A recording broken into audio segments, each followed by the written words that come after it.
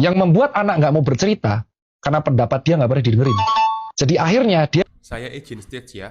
Bukan ingin mengkoreksi, hanya ingin menambahkan saja. Yang dibilang sama Dokter Tirta ini sangat benar. Ketika seorang anak itu tidak diberikan kesempatan untuk storytelling, untuk bercerita, untuk terbuka sama orang tuanya, kemungkinan ketika dia beranjak remaja dan dewasa, dia menjadi pribadi yang sangat tertutup. Pribadi yang tidak mau untuk bercerita. Bahkan cenderungnya itu mutism.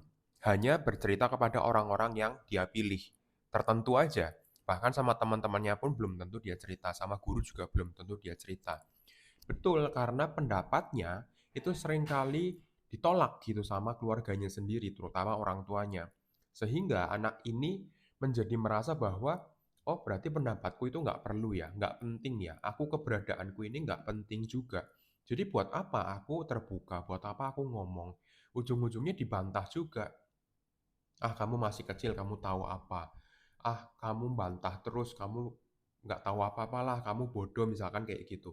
Bahkan ada orang tua yang terang-terangan bilang, kamu anak kecil, kamu bodoh, kamu tidak lebih baik daripada orang dewasa. Itu banyak banget yang seperti itu. Dan saya bercerita begini bukan berdasarkan pengalaman pribadi saya, tapi saya melihat klien-klien saya, terutama klien anak ya, yang dibawa sama orang tuanya ke sini, itu banyak sekali yang tidak diberikan kesempatan berbicara si anak ini. Banyak sekali. Ya, mungkin kalian juga bisa tanyalah ke psikolog-psikolog yang lain, dan mungkin sejawat saya bisa menambahkan atau mengkoreksi yang saya bilang ini. Saya buka stage-nya juga. Bener nggak? Ketika ada anak yang bermasalah, datang bareng orang tuanya, itu banyak yang orang tuanya ini yang ngomong terus. Nggak memberikan kesempatan ke anaknya untuk bercerita. Sekalinya anak bercerita, misalnya, ya aku karena nggak suka sekolahnya ini, aku nggak suka gurunya ini, aku nggak suka ini. Orang tuanya itu langsung judgmental gitu, langsung ngekat bilang, ya kamu sih kayak gini, misalkan kayak gitu. Banyak banget yang kayak gitu. Akhirnya, bener kata Dokter Tirta tadi di videonya, jadinya banyak anak itu yang nggak bisa berekspresi atau storytelling karena merasanya ya, ya aku nggak penting berarti pendapatku ini gitu loh. Berarti kalau pendapatku nggak penting, suaraku juga nggak penting. Suaraku nggak penting, berarti emosionalku nggak penting. Nantinya akhirnya dia belajar untuk memendam semua emosi itu, dan kita nggak tahu meledaknya kapan, dan kita nggak tahu apa yang akan dia lakukan untuk meredakan amarah itu. Apakah bukan amarah ya, emosional negatif itu. Apakah nanti dia akan menjadi pribadi yang semakin tertutup, depresif? Apakah dia akan menjadi pribadi yang pencemas?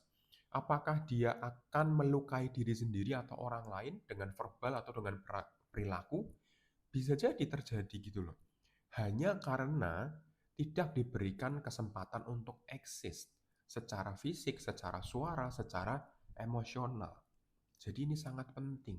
Coba deh ini menjadi catatan untuk kita semua yang ingin menjadi orang tua atau yang sedang menjadi orang tua dan belajar menjadi orang tua. Semoga sih bisa dipahami ya. Ini bukan semata-mata menyalah-nyalahkan para orang tua, tapi saya ingin membuat pemahaman bahwa suara dari anak-anak itu juga penting loh. Anak-anak itu banyak banget yang pinter. Banyak yang lebih pinter dari kita, yang orang dewasa bahkan kalau kita perhatikan. Mereka lebih tahu tentang teknologi, mereka lebih tahu tentang apa ya, kemajuan, tentang apa yang lagi ngetren di teman-temannya yang di sebayanya. Rasanya itu sayang aja gitu kalau mereka nggak punya suara hanya karena orang tuanya itu tidak memberikan kesempatan gitu. Ya, karena ini penting sekali, jadi ya semoga bisa dicerna dan dipahami, semoga memberikan wawasan juga dan insight kepada kita semua. Oke, terima kasih dan salam sehat jiwa untuk kita semua.